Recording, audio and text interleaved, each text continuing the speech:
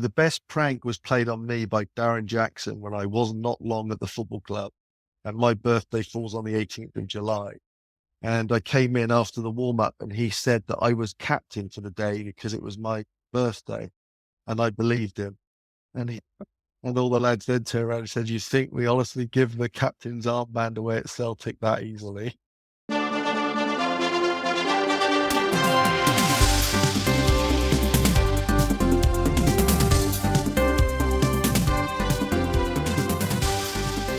Hello and welcome to another episode of the CSI Football Podcast, where we embark on a forensic delve into a particular season of football, usually with a tartan tint. I'm your host, Ian Stephen, and for today's episode, we meet a goalkeeper whose name literally means golden person, which confounds my attempts to make a pun about silverware that he's won.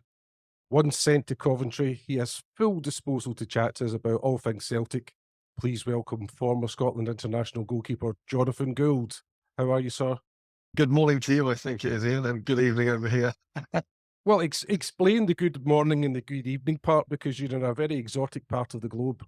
Yeah, I'm currently based in Auckland. I'm working for Auckland FC. It's a new franchise that is owned by Mr. Bill Foley, who obviously owns Bournemouth as well. He's got a couple of other football franchises. I think he's involved with Hibs at the moment. So, yeah, that's brought me back to this part of the world. You've spent a lot of time in the Southern Hemisphere. Is it somewhere that you ended up just by chance, or is it somewhere that you particularly enjoy and really like being there?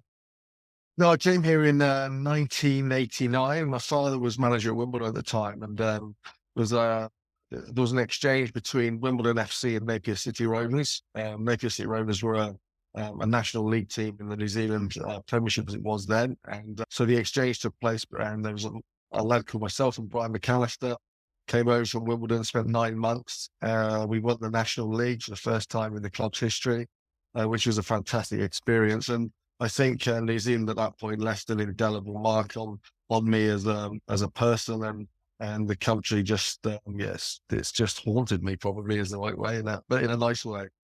Well, let's get right back to the very beginning, Jonathan, because you had a very interesting childhood, effectively, as a youngster, because your dad was a footballer. You don't see that too often. So where were you born and brought up, and who in effect was your boyhood club? Okay, I was born in Westminster. My father was playing for Arsenal at the time, so I'm a proper Londoner. And I think the problem is because Dad was so nomadic in his own football life. Every time he moved clubs, I became a supporter of that football club. So, and the list is pretty extensive. Arsenal, when I was born, he then transferred to, he was at Coventry prior to that, because he was a Coventry kid.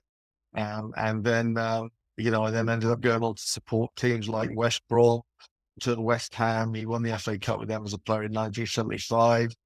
Bristol City, when they were in the top league. And then Bristol Rovers even had a little jaunt over to Norway in a place called Ullesund when he was going into his coaching. So, yeah, as I said, pretty nomadic time, and never really nailed my colours to the mast. But if I was going to pick one team in England, it would probably be West Ham United because of that 75 FA Cup win. And I can remember being on the open top bus with the West Ham players, at the tender age of 7, and what an experience it was. So why did you become a goalkeeper? Because it's a very niche position within the footballing world. It's pretty simple. I wasn't a good runner, and I didn't actually become a goalkeeper until I was just turned 19, 20. My dad said to me, he was manager of Wimbledon at the time, and we were sat in a flat just outside the football ground, Carroll Lane as it was, and I was working at Barclays Bank, and I'd been there 2 years on the Wandsworth High Street. One of my best customers was Fred Bruno's mum at the time. I got quite intimidated by the big fella walking in from time to time and asking for money from the till. But yeah, I think that one night he came home and he saw me skulking about, and he just said, you need to, sort of change your life in somehow. And I just said to him, I wanted to be a professional footballer. And he said, the only chance you've got is in goal. So Dad and I then, for 6 months. There was a big sandpit at the back of Plough Lane. And he used to, as a centre forward, he knew how to score. And I used to try and stop him scoring in the sandpit at the back of Plough Lane. And that's probably where it all started. Well, it's fantastic, and it kind of took you to Clevedon Town and Halifax Town, and then I think when you kind of burst onto the scene, so to speak, like people started to notice you, especially up here, was your time at Coventry. Yeah. You signed for Coventry in 1992. Who was the manager at that point that signed you? Yeah, it was with Dad. Yeah, talking about influences. What happened was Dad had been at West Brom. I'd been at Halifax and had pretty good couple of years there. Played a lot of games and kind of did my apprenticeship at Halifax, which was the old third division. Um, and then manager came in and didn't fancy me, so Dad then came and rescued me from Halifax and took me to West Brom. After 3 months, my dad got sacked at West Brom, and one of the funny stories from the area was I I I was in the gym and the lad that was doing all the strength and conditioning at the time called Tim Exeter, he came and got me. He says, "Oh, your dad needs to speak to you." And it was never a really good thing, whether you're at home or at work, to be honest. I walked down to his office and Dad said, "Oh, yeah, they've sacked me." I said, "Oh, okay." He said, "Yeah, I'm going to leave. They give me a check, so we're okay." He said, "The problem is they've taken the car off me and I need a lift home."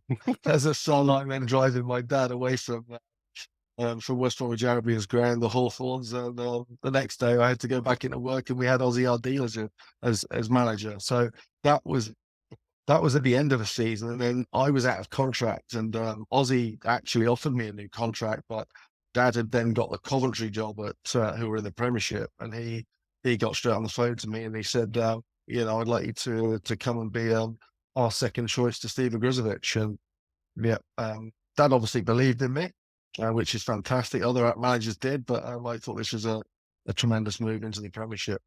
So how do you have a contract negotiation with your dad? Yeah, that's quite funny though, because when I was negotiating with the West Bromwich Albion prior to my dad making a plea for me to come to Coventry, he was actually telling me what to ask West Brom as a salary.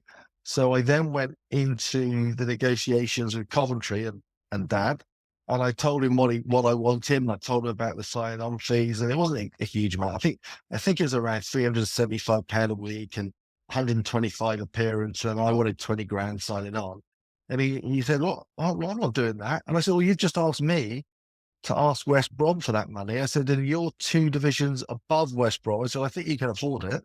Well, you mentioned Steve Grizovic. I think Augie was Yeah. Augie's nickname for so Oh, yeah. He was a legendary figure in football. He played in that Coventry Cup winning side. He scored as well, quite famously. yeah. What was it like being understudy to him? Because you must have absorbed so much. Yeah, and I think absorb is a great word. He was so methodical about it. You remember, he was 6'4". He wasn't a brilliant mover, so that meant his training had to be around a lot of footwork. A lot of it was around how dynamic he could be. He was technically, he was very precise with his technical work. So for me, then having come from, I suppose Halifax and West Brom, we didn't really have goalkeeping coaches. To then come to have someone like Steve to work off and really understand what it took to be a number one. Because you remember, I think he played 600 odd games, maybe more than that, doing a disservice for Coventry. And then, we then had goalkeeping coach. We had Peter Bonetti at first, and then a Scottish lad called Jim Blythe was also our goalkeeping coach. So that was kind of an era when it first began. But to learn off someone like Oggy was great for me. And it wasn't just the technical stuff. It was the mental stuff. He was a strong character. He was quite selfish, especially 2 days leading up to a first team game. It was kind of his domain at that point, and no one was allowed to step into it. But it taught me a lot I think I was 23, 24 at the time. Well, you mentioned Jim Blythe. I was going to talk a lot about Scotland a bit later on, but we can jump Yeah. in here. Was he one of the key figures in alerting the national setup that you might have some eligibility for Scotland? I'm not sure. What I know is that I think my dad had spoken to Jock Brown. They were good friends, to be honest, and that's really what alerted it. So that was my first sort of intro. I think was against Switzerland, and Brian Gunn was the goalkeeper. I was just coming in really as a train-on goalkeeper, just for them to get an idea of where I might sit in the pecking order. So I think I left Coventry, not left them, but I started the season for Coventry, and I think we played about 6 games, and we were actually in the top 3 in the Premier League. Went away with Scotland and trained up in Aberdeen, got the flu, came back. Steve Ogrizovic played the next game against Villa, drew 0-0 and got his place back. So inadvertently, the Scottish call-up kind of cost me my place in the first team. Well, there's some really kind of standout names in the Coventry squad when you were there. There's guys like Phil Babb that went on to Liverpool, played in the World Cup with Ireland. Peter Inlove, who scored that famous hat-trick against Liverpool.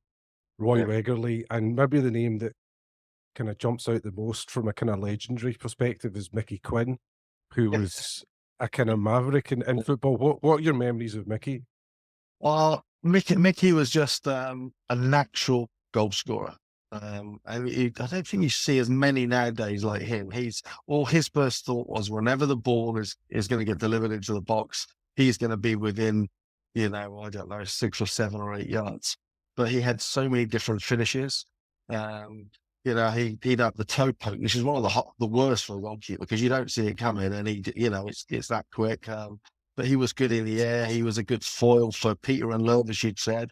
He'd hold the ball up. He'd bring other players in, and I think he was the first striker in a long time to score more than 20 goals for us that season.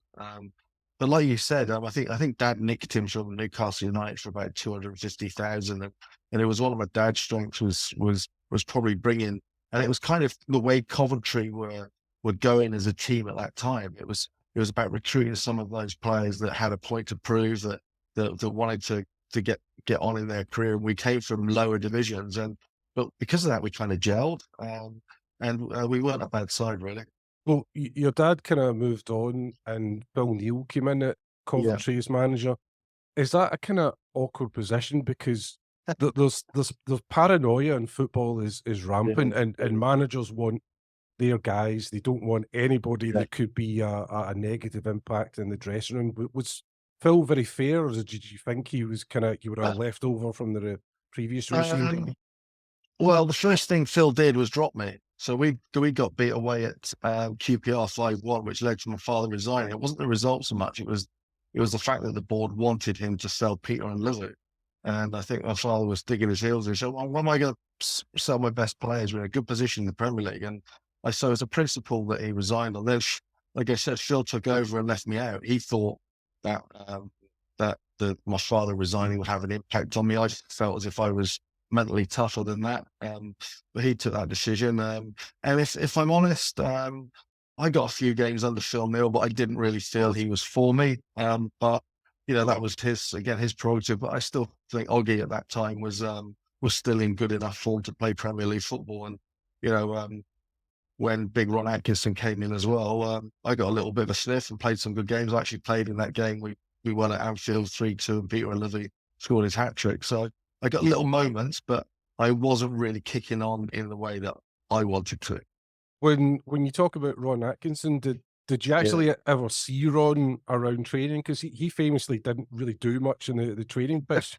No, Ron was, to be fair, when Ron came into Coventry, him and little Gordon Strachan, another Celtic link, incredibly, they were the reason we stayed up. And Ron was hands-on. He was a real motivator. There were aspects of it he and I didn't always get on, but because he said it as it was, and I kind of did as well. But those two that year kept us in the Premier League, and that's all that really mattered. He used to say to them, he'd give us the lads little targets. He'd say, right, if you get so many points by this date, I will take you to Tenerife 4 days.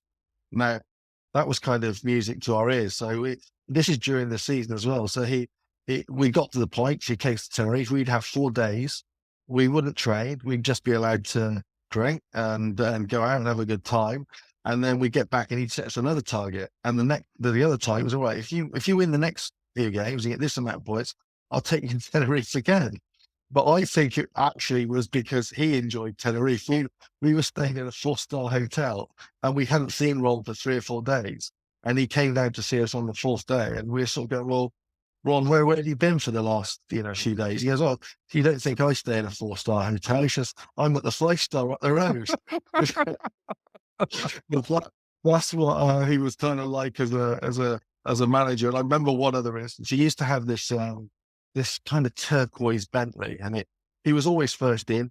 And you knew that Ron was A, because the Bentley was there, and B, at the training ground at Brighton, there was about 7 or 8 dressing rooms, and one of them was always lit up by this ultraviolet lamp.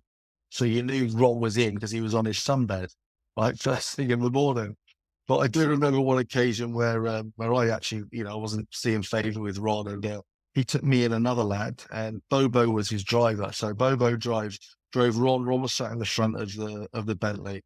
Me and this other lad were in the back, and he took us out somewhere towards Warwick University, and he popped the boot open, and Bobo got his golf clubs out. Ron put his golf balls down, started hitting golf balls and telling us to run after his golf balls and bring them back to the castle.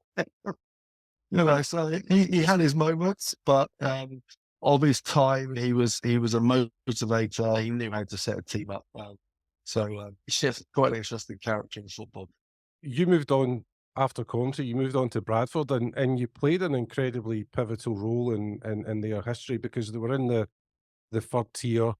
It was a deadline day deal, I think, that you signed, and you ended up playing in the playoff final and keeping a clean sheet. What's your memories of Bradford and that playoff final? That was amazing, because we had Chris Kamara was our manager, and it is well documented the struggles that Chris has had, and I get on well with Chris now. And at the time he was a very lucid coach. He knew how to set us up, similar to what most of the best coaches do. And I can just remember us going in there. And I think my debut was a 5-0 win at home. Maybe even been to Brentford of all teams there in the play. And we went on a run that took us obviously then to the playoffs. And in the playoffs, we played at home to Blackpool. Sam Allardyce was the manager, and we lost 2-0. And obviously, then we had to go to, I think it was Bloomfield Road at the time at Blackpool, and we heard a rumor, and it was even written in a newspaper, that they'd already booked their coaches for Wembley, and you could see them strutting around a little bit, thinking that they were already going, and we turned them over 3-0 at Wembley, which was it was an incredible turnaround, really, because we kind of had lost our form at that point, and then you end up at Wembley, and it's Notts County, another great game, 30,000 Bradford supporters, and we managed to get promotion. It was an incredible 3 months, really, from, as you said, from the time I'd made my transfer deadline move. Well, you talk about turnover and the amount of players that came into the Bradford squad when they get promoted. They brought in Mark Schwarzer, who went on to be an incredible goalkeeper for Australia. You had guys like Marco Sass from the Netherlands, Sergio Pinto. They brought in Edinho from Brazil. They brought in Chris Waddle. Were you starting to get a feeling at that point like that this might not be me as a lock-in in goals for them? This is going to be a tough season to get in the squad? Yeah, I did, and I got sent off a couple of times early in that season, which didn't really help. How right, you're gonna have to explain that, because it's difficult to get sent off as a goalkeeper. How did you get sent off? I think the first time I decided that I was quicker than Darren Eadie, who was absolute lightning player for Norwich, and collided with him outside the box. The second time you're talking about Stephen Grisovich, I can't remember who the keeper was. He hit a really high goal kick, bounced. I slightly misjudged it and rugby tackled Paul Dickoff, another guy that I ended up coming across in my career anyway. I got sent off for that. So they were the 2 times. And at that point, Chris lost a little bit of faith in me. And as you said, Mark Schwarzer came in, and I don't think Mark was only there about 8 or 9, 10 games. I think maybe a little bit more than that before he got an incredible move. So your career in terms of your exposure in Scotland really exploded in 1997. Yeah. How, where, why did you sign for Celtic? Because just now, if Celtic signed a goalkeeper that had been playing at Bradford in the first year, they would raise their eyebrows. They want somebody that used to play for like some of the big clubs in Europe. But what was it? Explain how you attracted Celtic and how the move came about. I don't know if I attracted them. I think what happened was my agent, Murdo Mackay at the time, rang me up, and then it was 9 o'clock, 8:30 in the morning, and I was in Bradford.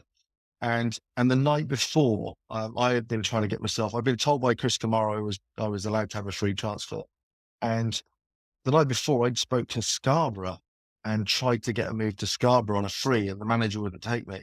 That morning, the phone rang. Murder rang me, said, "Oh, would you be interested in a move to Celtic?" And I think that was because of the link previously with Switzerland and Murdo McLeod. And Murdo had been involved in that squad in 1990 and working with Craig. So the phone call came in.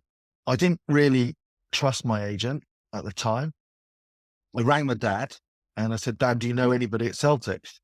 And he said, "Yeah, I know Jock Brown." So Dad got straight on the phone to Jock Brown and said, "Is there any interest?" And Jock said, "Well, let's have a chat." So I then went up to Bradford City's training ground, told the reserve team coach, the first team were in here, told the reserve team coach, a guy called Chris Hutchins, I said, "I need to take my phone with me." It was a Sony Mars bar. I don't know if you remember those phones, Ian, and it was one of those big, thick, chunky, and he said, "What, you want to run around the training ground with your phone?" I said, "Yeah, I need to." I said, I'm expecting a call and all this. I think I was about 200 or 300 yards into the warm-up. He rang me, flipped the top of the phone up, and he said, "It's Jock Brown here. I've spoken to your dad. We've agreed terms, but do you think you can play an old firm game?" And I said, "Well, I've played in, Coventry against Villa. I've played in the Premier League. I'm sure I can handle an old firm game." He said, "Right, get yourself in the car, go and speak to Chris Kamara, make sure he gives you a free transfer. Get in your car. You've got to be here by 5 o'clock this afternoon." So I went back to I rang my wife on the way back to the ground. The Sony Mars bar again came out. I said to her, I said, "Look, you need to meet me at the ground. I can't really take, I had an old, a 20-year-old BMW car at the time. It was a piece of junk. And I said, I need the Fiat Uno to get me up to past." And I managed to bump into Chris Kamara, and I said, "Chris, I need to speak to you." And he says, I haven't got time now, Jonathan. I said, "No, I really do need to speak to you." He said, "All right, come in." I said, "Look, you said I could have a free transfer." And he said, "Yeah." I said, "I've got a club." I said, "Can I go?" He said, "Yeah, no problem." I said, "The thing is, I need the club Bradford to make sure it's sanctioned by 5 o'clock." And he said, "Why?" He says, "Well, we play in Europe next week, the team I'm going to." And he really could not believe at that time that I was trying for Celtic. Even one of my mates said, I think Craig Burley tells a story that people thought I was signing for Stalybridge Celtic, not the actual Celtic. So, anyway, he went, and, to be fair, Chris spoke to the chairman. Chairman wasn't very happy, but it was a, gentleman's word. And I got in the car and drove 3.5 hours and turned up at Parkhead, it was ridiculous, really. It's inspired serendipity because when you think about it, I mean, Celtic were going through a revolution at that point. Yeah. Wim Jansen had came in as manager, man most famous for Archie Gemmill duking him out his boots in the 1978 World Cup. Yeah. You mentioned Jock Brown. He was starting to oversee a kind of director of football role, which is kind of rare in Scotland at that day. McStay had left, Paul McStay had left, Di Canio had left, two club icons. So Celtic started splashing the cash. Darren Jackson for over $1 million, Craig Burley 2.5 million, Henrik Larsson 650 grand, which is an absolute steal. Stephen May came in, Mark Reaper for over $1,000, Paul Lambert for 2 million, Harold Bratback for 2 million. The only player that didn't cost any money was Jonathan Gould, and you can argue that Jonathan Gould is one of the pivotal players in that championship run that season. So it was an excellent bit of business by Celtic, and fortunate for yourselves just the way everything worked out. Yeah, that was the crazy thing, because when I then spoke to Jock Brown and I said, I take it my agent spoke to you. He said, "Well, who's your agent?" I said, "It's Murdo Mackay." He said, No. He put Brian Gunn forward. So if I had not have made that phone call to my dad, if I'd have trusted my agent at that moment in time, I would not have made this. This would not have happened. And it's when you think about little things like that, you just think, well, my whole life my family's life just changed, in that moment. If I hadn't have spoken to my father. It's amazing because like Hearts are trying to do a deal, I think, with the Bournemouth analytics people that for 10 million they get access to their scouting and analytics tool. And you're like, 10 million, just phone somebody's dad and you can find out right away. What was it like for you then settling in at Mm, Celtic? Because there's a huge turnover of players. And if it happened at a club, say if it was Coventry and there was a new manager, they mm, brought in 10 players, the fans would say, right, it's okay, we'll bed them in, we'll see what the yeah. tactics are. At Celtic, it's win from day one, and you had better win from day one. Yeah, and that's pretty obvious to you when you walk in the door. I think I was a little bit naive, if I'm honest, Ian, as to what I was walking into.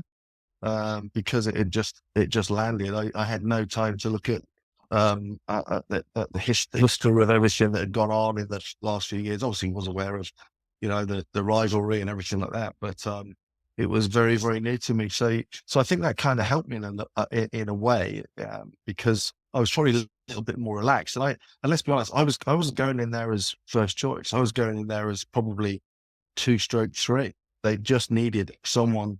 They needed three goalkeepers to make sure that they were okay to go into Europe. So my expectations probably weren't that high. I was just thrilled to be at such a great football club, and I think people's expectations of me in the football club weren't too high. But I think that changed very, very quickly when I worked with Pete Latcher for the first time, because I played in the Premier League. You don't play in the Premier League unless you have some kind of ability. And I think then when Pete saw me work and saw my technical ability and probably my personality, and then Vim saw me, I think his first game that he saw me play was in a friendly at home to Roma, which we won 1-0. So that was my kind of initiation into Celtics, as a football club. And from that point, I gained trust very, very quickly. But I think I've got to say at this point, Ian, that a lot of it was down to the dressing room. And you said there was a whole new crew come in. But one of the factors I always remember was Tommy Boyd had been there a while anyway, as captain. And we went. He took me around the dressing room, shook hands with everybody, and every single player wishes you good luck.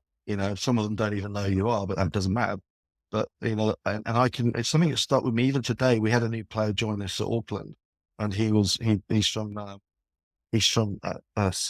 a Uruguayan player, and I think now every time a player walks in the foot, I wish them good luck, because you want people to succeed, and that was the overriding feeling I got the minute I walked into that dressing room. Plus, there were some really strong characters, and as you said, there was a core that had been signed from very, very good football clubs for a lot of money, so there was kind of pressure on them to perform in their own right anyway. Can I tell you my Tom Boyd story? Yeah, please. I was, it was the opening day of the World Cup, the last World Cup, and I'd popped into Asda in Hamilton just to pick up a couple of supplies, and I was walking down the aisle, and this guy walked past me, and I just tapped him and went, "Excuse me, are you Tom Boyd?" And he's like, "Yeah, yeah, I'm Tom Boyd." And I went, "What are the odds of bumping into somebody that played in the opening day of the World Cup on the opening day of the World Cup?" And this player also scored a goal as well. And he went, "Wasn't Yeah. an own goal, it was an unlucky deflection." But he was an incredibly nice guy when I was chatting away to him, Yeah. so I can perfectly Yeah. understand what you're saying about introducing around the dressing room. And some pros will say there's some guys that when they're veterans, they'll either extend a hand and help youngsters, or Mm. they're very protective of their position and they'll go out their way to make things uncomfortable so they don't take the position. And it's the guys that extend their hand are the guys that usually move on in the business and do well after their career. That's right, and I think I had Gordon Marshall, he was a fabulous lad, and Stu Combs quite young. So the three of us, all at different stages of our career at the time. But yeah, we gelled quickly, and I think that, like I said, I think Pete Lashford had a lot to do with that as well, because of the way he worked with us. What about Wim Jansen? Because he was a Yeah. revolution for Scottish football. We hadn't really had a foreign manager coming in. It was always Scottish managers. How was he accepted? Because Scottish players traditionally hate anything new that comes into football. So how was he accepted with his methods, with his management style? When I look back think of how I've been handled as a player, I probably, have come to sort of worked with players myself, one of the biggest things that I can remember from Vim, and this is a personal reflection, is that I can only remember him really screaming at me once. And that was when, and we'll probably touch on this, when Craig Falconbury scored for Dunfermline. The rest of the time, he was more than happy for me to do my job. He had trust in what I was doing. And I think when a manager has faith in someone's ability and therefore is like a laissez-faire thing, that almost takes an element of pressure off. And I think, when you think about the people that he played with, the Cruyffs, and all that amazing Dutch team, and then you think of that character that came into our dressing room as a manager under a huge amount of pressure.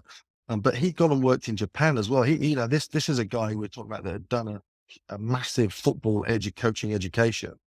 And I think there was early on, there was a little bit of a give and take around how we were playing and the style of football, but not in the style of football in that we didn't want to play that way. It was just us getting used to his way. But once that had settled, and it did take 2 or 3 games, we were a pretty slick unit under him. Well, the first couple of league games didn't go well. It's a couple of losses in that 97-98 season, but League Cup went well. Got to the final, defeated Dundee United 3-0. It wasn't at Hampden though. I think Hampden was getting renovated, so it's a Ibrox League Cup final. But that was the first cup final, effectively, of your career. That must have been a very special memory. It was the second, because we were already spoken about the Bradford one. We forgot that already. Well, it's not. I suppose you're it's talking about you're talking about big cup final, aren't you? So I think, yeah. I mean, I think we played the semi-final against Dunfermline at Rangers as well, at Rangers ground, if I remember rightly. So, it was huge for us as a group, and because I think we had played about 7 games leading up to it, we didn't concede a goal all the way through. So that showed us as a defensively as a unit how strong we were. You talked about Mark Repo and and Stubbsy and Noni as well, and the fullbacks. They were a horrible group to play behind, if I'm honest, because they didn't let anybody get away with anything. I remember one story from Mark Reaper, and it was, we were playing Dundee United, and it was a big lad called Kel Olafson, and for some reason, he had the mark on us that season. And I remember Mark turning around, and he just turned around and says, "He's going good." He says, "They've had 1 shot and they've scored 2 effing goals." Because they were that hard on you, but that was part of the process of becoming a very united and very strong team. And like you said, that cup final, for us to win so early in the season, I think that set us. It gave us great amount of belief in going into what was then going to become the crucial part of that new year. Well, you mentioned that one of the reasons why you were signed for Celtic was they were a club that was in Europe, and for Celtic they drew a glamour tie against Liverpool. The names like McManaman, Ince, Riedler, Michael Owen. It's not really a glamour tie for you because you'd played Liverpool before, and I think you'd beaten Liverpool before at Coventry. It was for you. It must have been just another match. No, it slightly changes though, doesn't it, when it's at Celtic Park and also away at Hampton. I mean, there were 2 fabulous ties. I remember preparing really thoroughly for Michael Owen, because he was a young striker at the time, and watching a lot of goals that he scored. And I remember that he always used to go hard and low on the strike when he was through 1-on-1. And he came through on about, I don't know, 12, 13 minutes. And I thought, here he comes. And so I took a gamble, went hard and low, and he dinged it over the top of me for the opener. So that taught me a pretty quick lesson that the best players in the world can do anything they want when they're in front of goal. But then even the late goal from McManaman, I keep watching it now and thinking, could I have stopped that in some way? And we'd have probably taken the 2-1, and then the 0-0 draw would have been enough at Anfield. But yeah, it was, they are glamorized when you're at Celtic. I mean, even the FC Tyrrell game that I think preceded that one, it was a ridiculous sort of 6-3, 6-4 game. But they're just amazing nights. And I think now you look at the players that the latest 2 goalkeepers in Joe Hart, Schmeichel, they've had massive careers, yet they still consider these times that they're having probably going to be some of the best they've ever had. Can you describe the atmosphere at Celtic? Is it something that can be described? Um, it's just adrenaline. It's just this, and because it becomes kind of it's not a process, but you just go through this routine, and you know when they're going to start singing the Celtic song. You know when they're going to start singing, Walk On, and you know that roar when you walk out the tunnel or run out the tunnel as a player. And then even more so, you hear the roar, I'm watching from my end, and, someone sticks the ball, and whenever Henrik scored, there was an almighty roar. So I think it's just, I feel very privileged to have experienced that. You've played in front of 60,000. You've played in front of crowds a lot less when you're maybe starting your career at Yeah, Halifax. You're the closest player on the pitch to the crowd in a lot of yeah. games. Is it easier as a goalkeeper when all you can hear is a massive raucous noise, or is it easier when it's quieter, but you can still hear individual shouts from the crowd telling you you get bandy legs or you need glasses as a goalkeeper? Oh, yeah, yeah. I need them now, not that much. No, I used to hate pre-season. My dad used to tell me I was one of the worst pre-season players he'd ever worked with, because I wanted the motivation of supporters, whether it was the opposition giving me some kind of shtick, or whether it was my supporters and me wanting to prove to them that, I was the best person to have in the back of their net as such. Yeah, no, I think you, you just don't want to drown when you come across big crowds, and I wasn't one for that. I think it was a thrill for me. The be all and end all effectively at Celtic is what happens against Rangers. You lost the first Old Firm game, you drew the second, didn't get your first win against Rangers till the New Year game. One of your teammates, Craig Burley, once told a story that he turned up at Celtic Park with an orange tie on, and the guy opening the door just looked at him and went, "Aye, I knew it," as he walked in. When did you get a sense of the world is completely different in Glasgow? There's unwritten rules, there's pressure in the week before Old Firm game. When did all that kind of hit you? I think after the first one, it hit me. The first Old Firm game, because again, yeah, you can't walk down the street when you lose an Old Firm game. You can't walk down the street for two sets of fans. One, the team that's beaten you, Rangers, and two, your own supporters are kind of mucky on you as well. But I think the hard things that you learn about. I mean, I remember being in Toys R Us with my two children just prior to Christmas, and I didn't realise the extent of the animosity.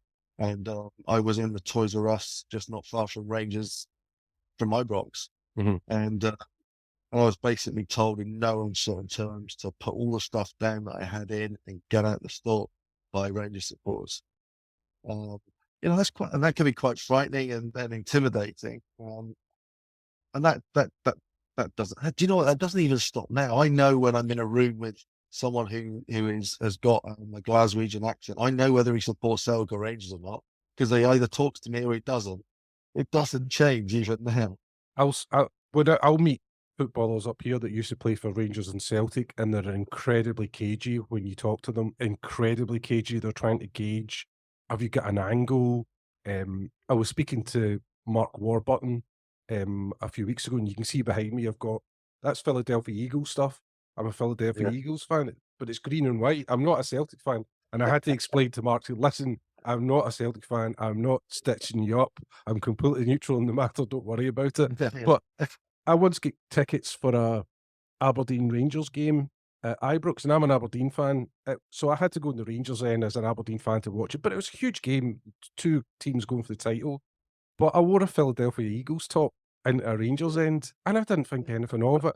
And the amount of dirty looks I got, my mate was telling me to do my jacket up, and it was you could be quite naive coming into these kind of situations. But I I was mean, in a listing. I was in a listing Coogee literally 2 weeks ago in Sydney, and this gentleman got in and he said hello, and I could tell straight away tell he had an accent. And he went, "Oh, I support Rangers, by the way."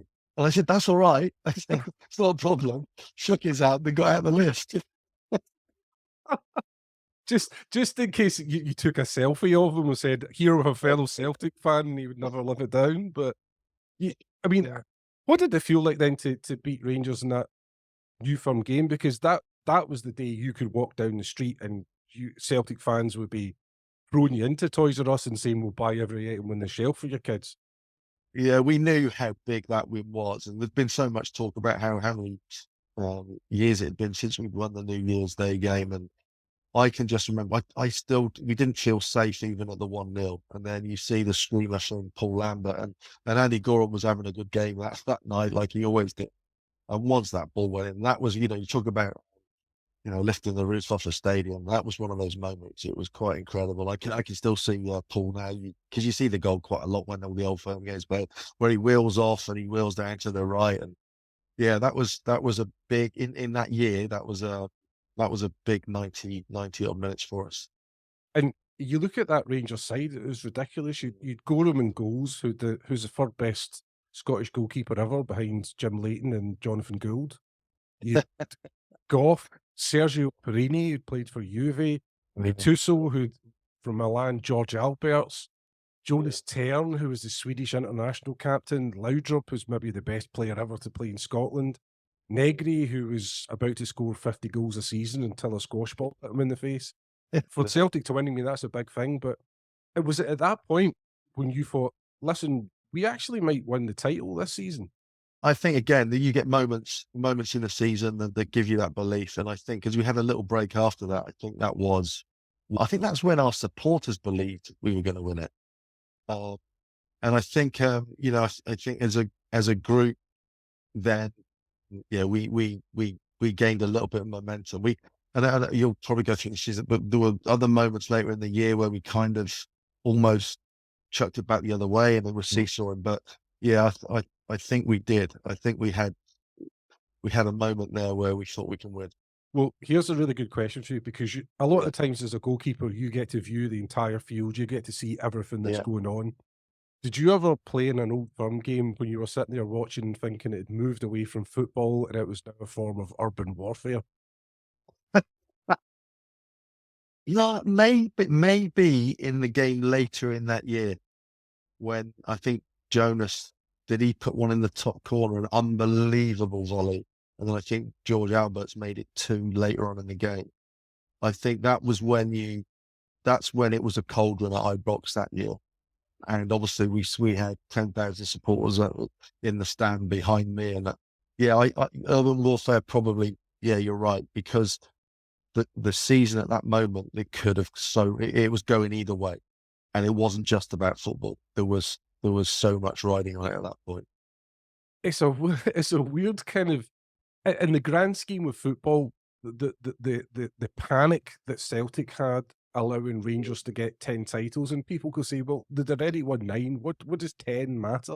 But there was so much riding on it's just a number, but it's basically because Rangers fans could start singing a 10 in a row song, and Yeah. Celtic couldn't one up them in that. It's remarkable, but there was so much passion. You fill a stadium just because of a number, effectively. But I mean, you talked about it. The nerves kind of hit. It looked like nerves hit a little bit. There's a couple Yeah. of results, and it was right down to the wire. But Celtic did win the title that season. So what were the celebrations like for you?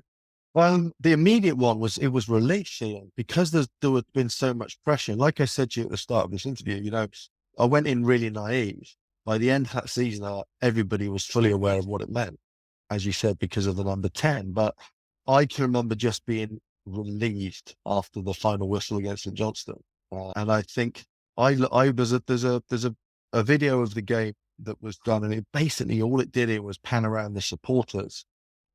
I've got a copy of it somewhere at home, and when you watch that and you see the fear on all the Celtic supporters' faces, that if St Johnstone at any point score and it goes to 1-1 and Rangers are winning, I think it was away at Talos at the point, that our whole world could be shattered in one moment.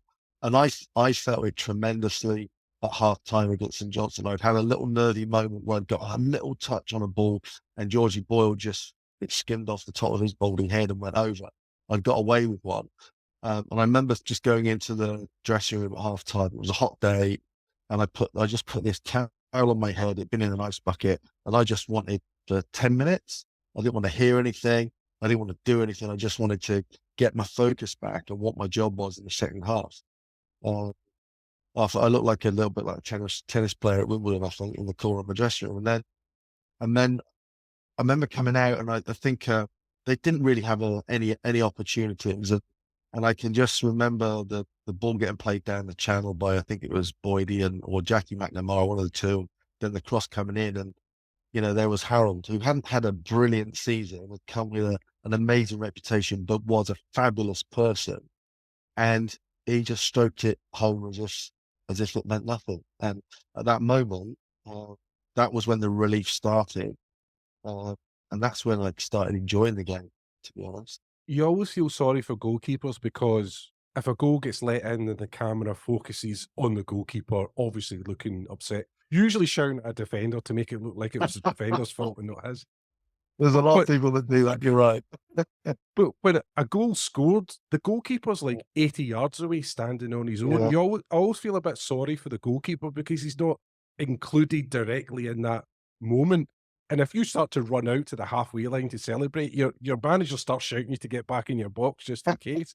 It's a kind of lonely experience when your team wins or scores a goal. Is that a fair kind of assertion? I think at Celtic Park, it's not so much because you at both ends you've got your supporters. So I always used to actually enjoy a little bit of a jump up in the air. I remember I think in a 6-2 game later on in my career there, I was running around like a headless chicken when the sixth went on. But I can remember celebrating with the supporters when it went in 2-0 on that occasion. But I also know that you very quickly you have to get your head in gear to be able to deal with what the next decision you've got to make is. So you as much as you love that adrenaline rush, you have a little one, and then you have to refocus. And that again, as a Celtic goalkeeper, the key is to maintain that concentration for 90 minutes, because we as goalkeepers, you don't have lots of saves to make.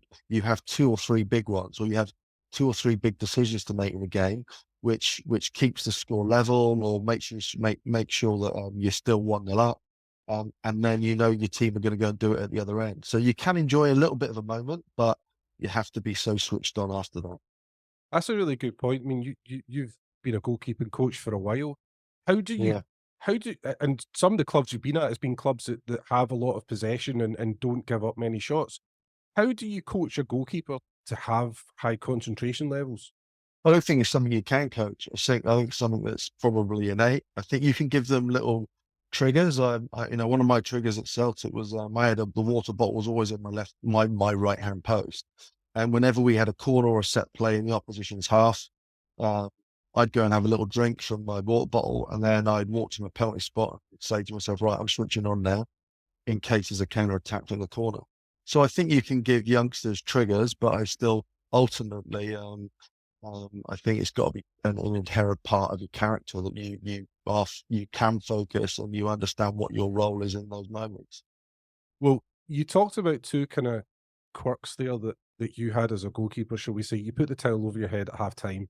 If a player did that, if your star striker did that, there would be huge concern in the dressing room. What's wrong with him? Is his mind right? Do I need to take him off? If it's a goalkeeper, they're just like, it's a keeper, just leave him alone.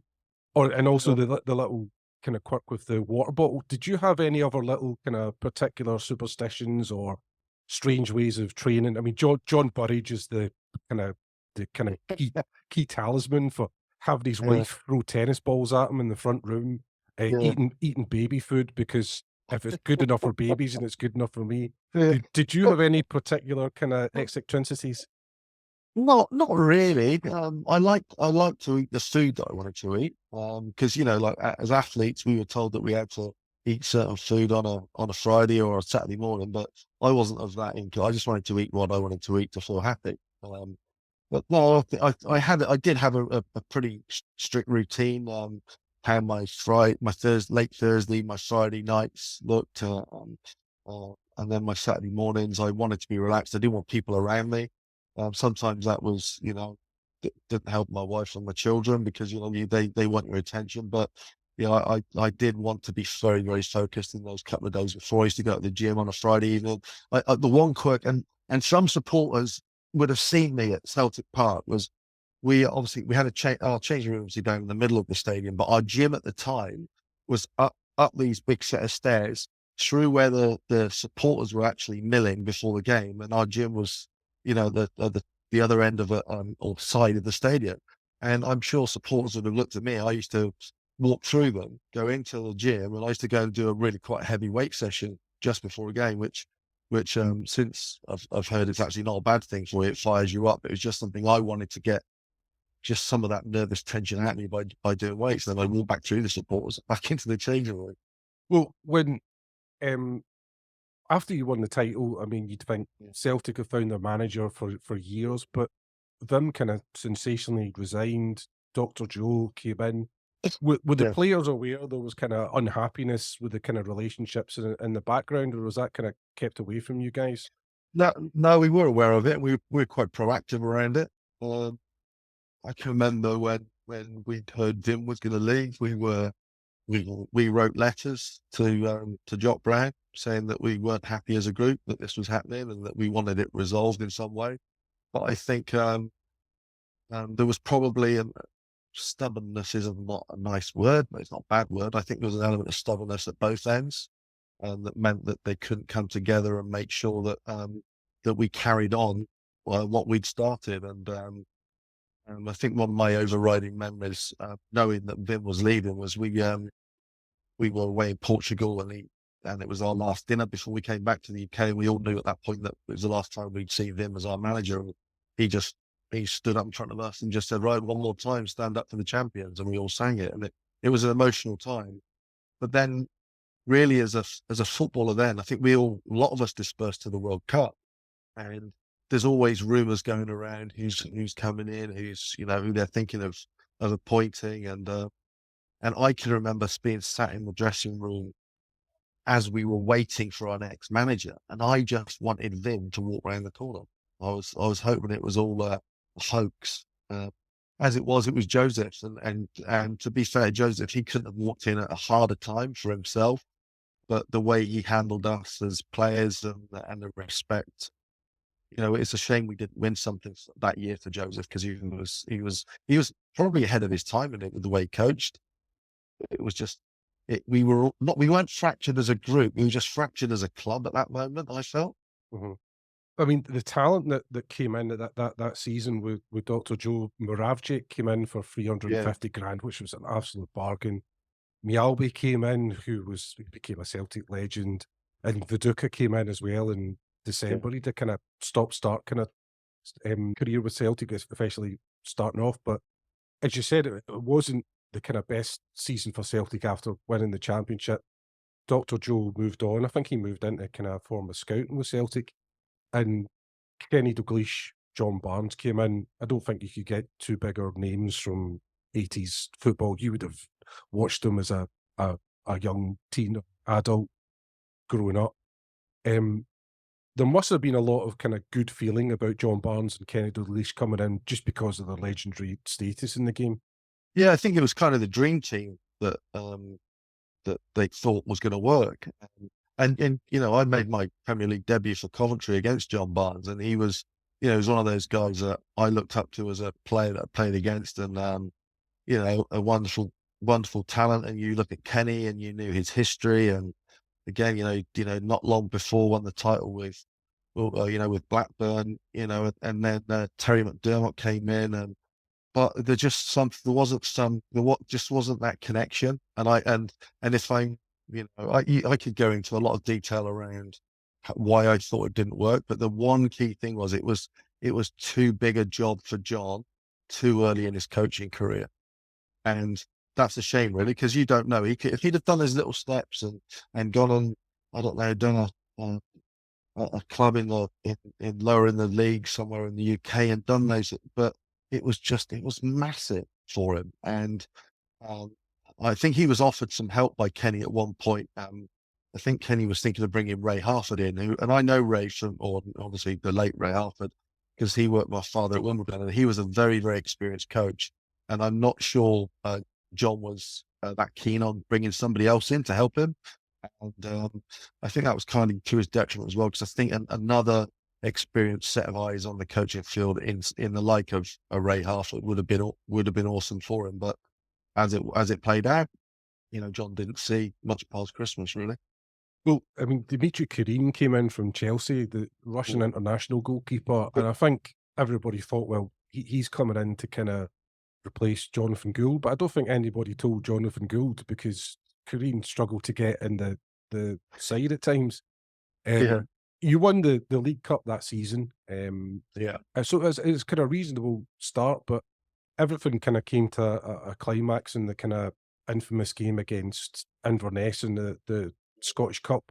There was a kind of lot of rumours swirling around. So what, from your viewpoint, your standpoint, what was it that actually happened at half time that kind of triggered all the drama? okay. And I know that Big Vidux has mentioned it in an interview recently, but as a goalkeeper, I'm the last person off the football field. Right. So I walked into the dressing room and it was absolute bedlam. Uh, Everyone was effing and blinding. And then we went back out and we didn't turn it around. And clearly our supporters, I remember being we were still in the dressing room at 1:30. I remember sitting next to Ian Wright and we weren't allowed out of the dressing room because of the supporters waiting outside and the atmosphere was obviously pretty intense. We got out and then the next day we came in and we kind of had a feeling that the writing was on the wall for John. And we had another meeting and it went round in circles. John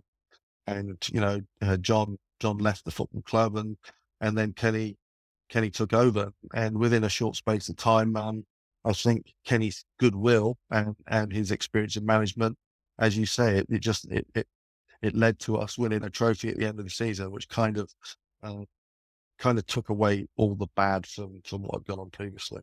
I mean, is that not what happens a lot in football grounds around the country, though? You get managers, coaches will challenge players, and they sometimes look to get a reaction, fire them up. But I mean, the ruckus eventually led to Martin O'Neill coming into the club, Yeah, and it was a sensational first season that he had with Celtic. Martin O'Neill, he'd won the European Cup with Forest twice. He'd Clough as his kind of mentor. He'd managed at Celtic, managed at Leicester.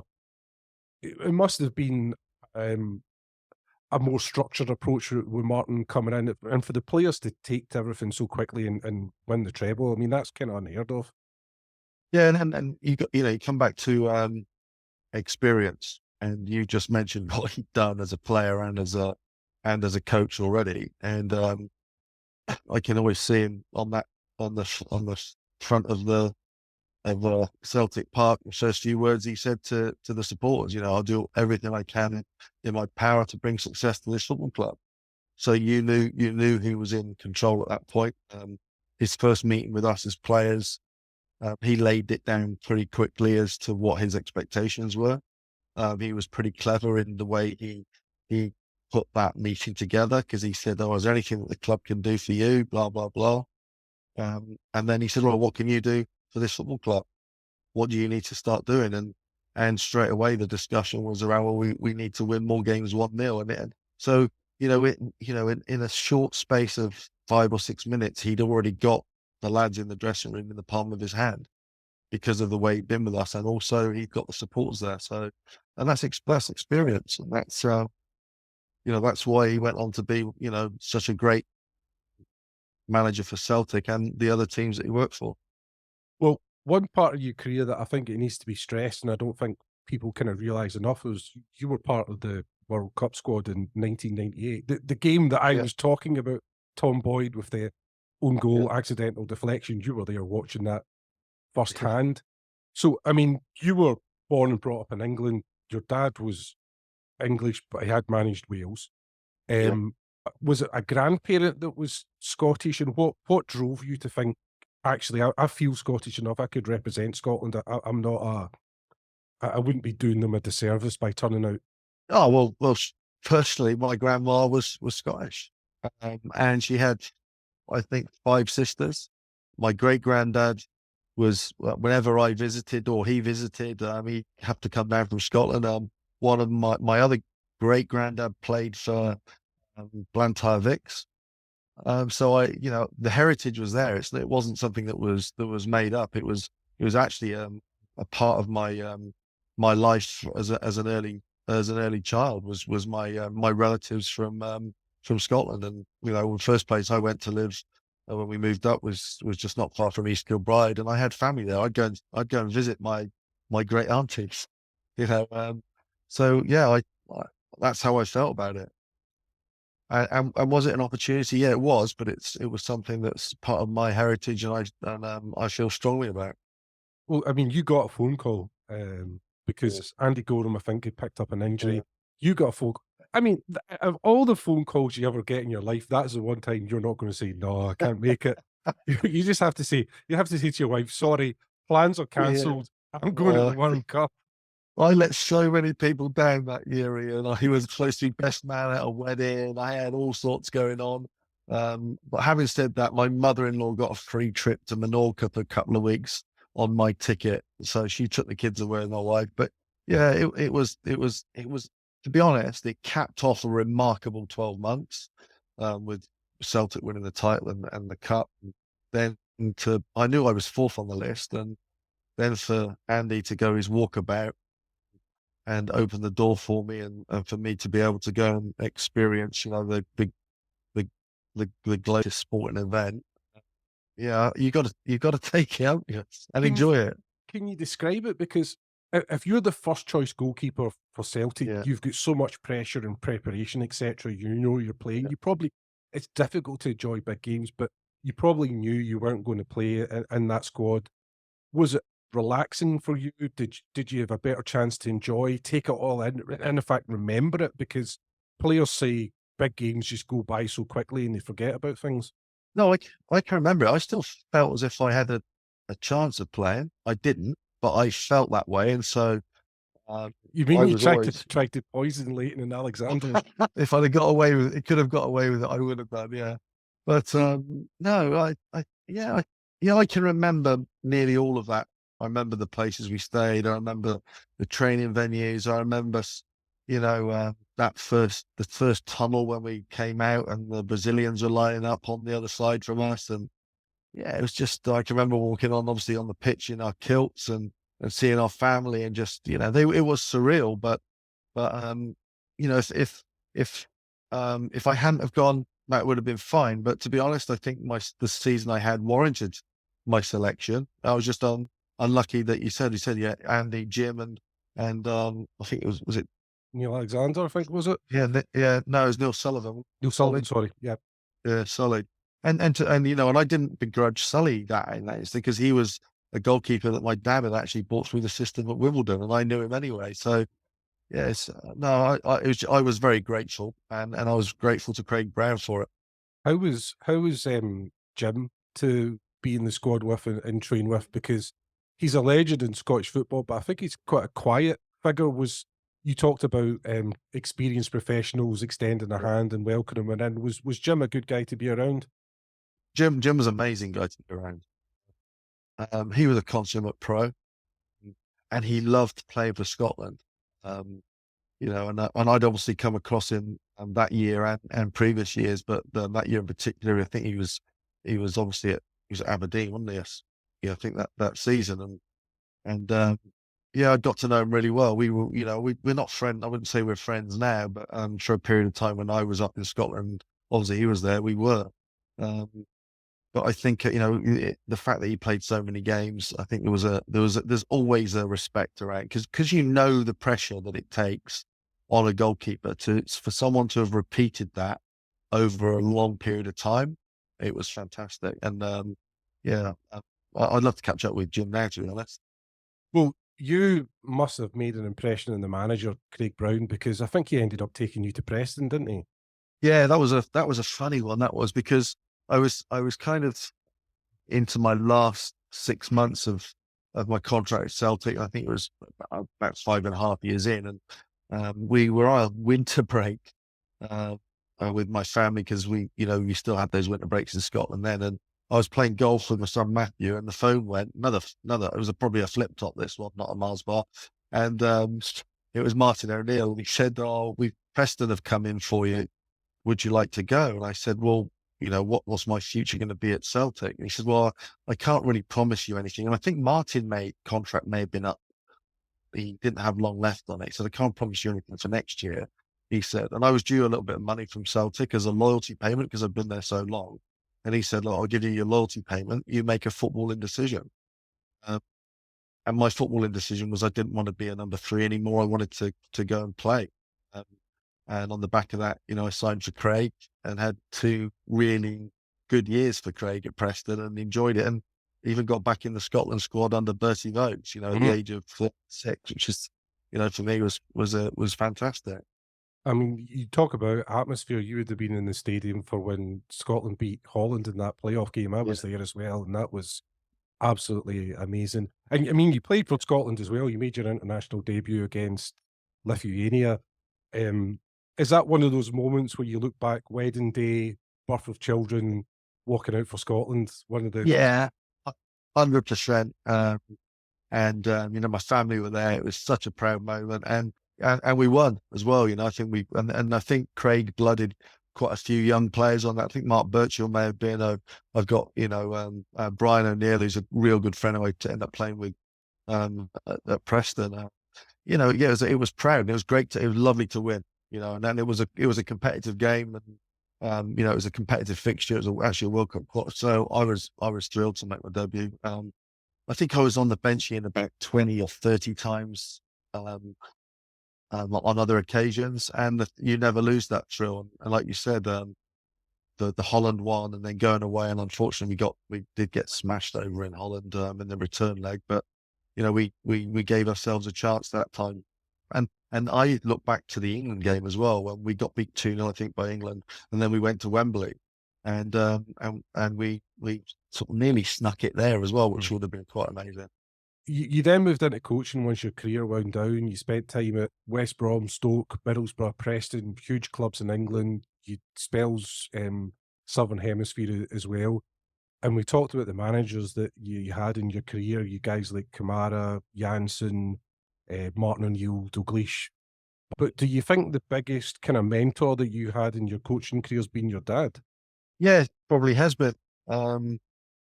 Right from the start. And I used to watching him play, and the way he played, he was rough and tumble, but he was technically good. My dad actually was my assistant manager when I was a head coach in New Zealand in 2005 to 2009. And so to have your own dad as your assistant, and the reason I brought him in was because I think he understood the pressures of being a head coach, like I said to you before, and he was able to funnel aspects of his character into the group. And he was brilliant to have alongside. Well, don't get me wrong, we had some fiery moments as father and son, but I still think it was something I was really pleased that I was able to do, and it also gave my mum and dad an introduction into life in New Zealand. It's really interesting that you inherited a lot of your dad's ability when it comes to football, but you didn't inherit his eyebrows. You know what, Ian, I'm just trim, man, believe it or not, before I came on. Well, let's finish off with some incredibly quick questions, see how good you are. Who was the best opponent you ever played against? Ryan Giggs. The best teammate you ever had, either in terms of ability or just an all-round good guy? All-round good guy, Tommy Johnson. The best play, 2. I've got to name 2, really. I can't go past Henrik, and I can't go past Luba Mravchik. Okay. Best stadium played at? It's always Celtic Park because of the atmosphere. What was the best prank you've ever witnessed in the game? No, the best prank was played on me by Darren Jackson when I was not long at the football club, and my birthday falls on the 18th of July. And I came in after the warm-up, and he said that I was captain for the day because it was my birthday, and I believed him. And all the lads then turned around and said, "You think we honestly give the captain's armband away at Celtic that easily?" That's so cruel. I'm pretty sure that Darren signed for a club in China and then came back after a month because he didn't like the food. Yeah, that would probably be right.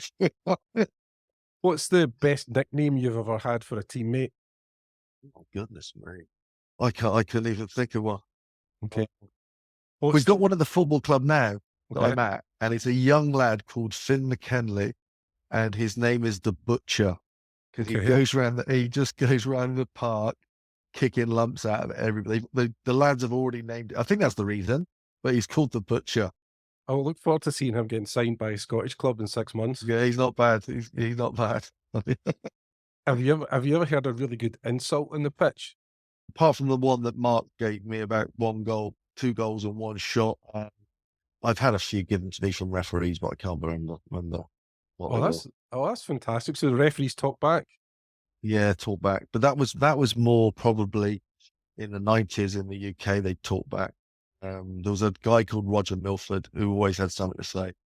Uh, and there was a lad called Steve, and I forget his second name, but I was playing for Hereford. It was right at the end of my career. And I think I'd taken a couple of no-do pluses, which had got my adrenaline pumped rather highly. And I could see the linesman at the bottom end of the pitch flagging for a penalty for us. And the referee was completely ignoring him. This lad, Steve, was also from Bristol, was a Bristol referee. I ran 70 yards to try and point out to the referee that the linesman was given a penalty. And he said, "You better run back quickly because I'm giving a free kick to the opposition," and book me. And I had to sprint 70 yards back the other way. Cruel. Okay, so that brings us to the end of another episode of the CSI Football Podcast. Join us again for another forensic journey into the annals of Scottish football. We can't guarantee that the next guest will trim their eyebrows as superbly as Jonathan's done for us. But Jonathan, thank you very, very much for being a guest. You've been absolutely superb. Thank you very much. And thanks for the invite.